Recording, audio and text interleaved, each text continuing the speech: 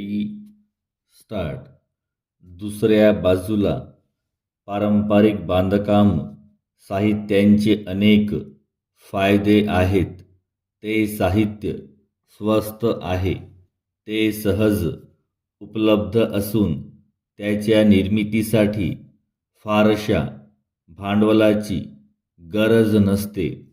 पारंपरिक बांधकाम साहित्याच्या बांधलेल्या घरांचा उत्पन्नातील वाढीबरोबर पाहिजे तितका विस्तार करणे शक्य असते.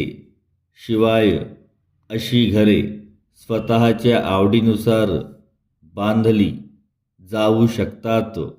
घरांच्या बांधकामासाठी अल्पकाळ लागतो, तसेच भांडवल देखील कमी लागते.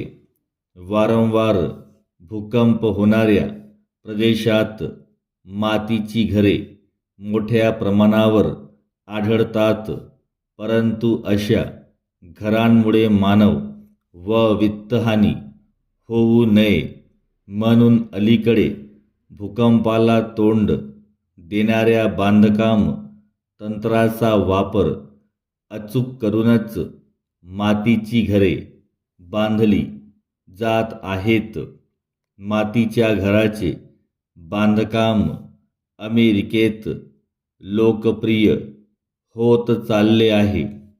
तसेच तीव्र उन्हाळ्यात घरे थंड राहावीत म्हणून मातीच्या घरांची गरज मध्य पूर्वेकडील देशात फार मोठ्या प्रमाणावर भासत आहे. कारण कुवेत सारख्या देशात विजेच्या स्थापित क्षमतेपैकी 66% वीज क्षमता केवळ उन्हाळ्यात घरे थंड ठेवणाऱ्या एअर कंडिशनरसारखी वापरली जाते.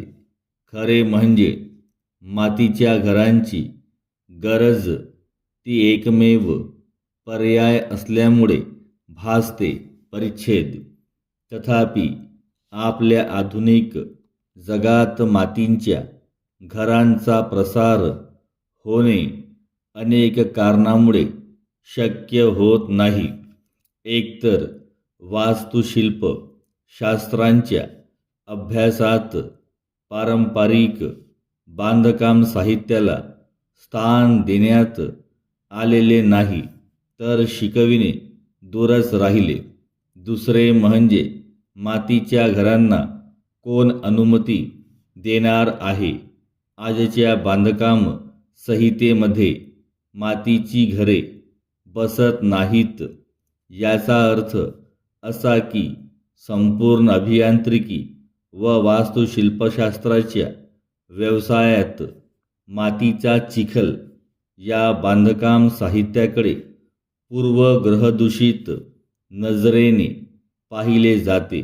बांधकाम साहित्य म्हणून मातीच्या चिखलाबाबतही काही दोष आढळतात. प्रमुख दोष पुढीलप्रमाणे. पाण्यामुळे चिखलाची सहज झीज होते.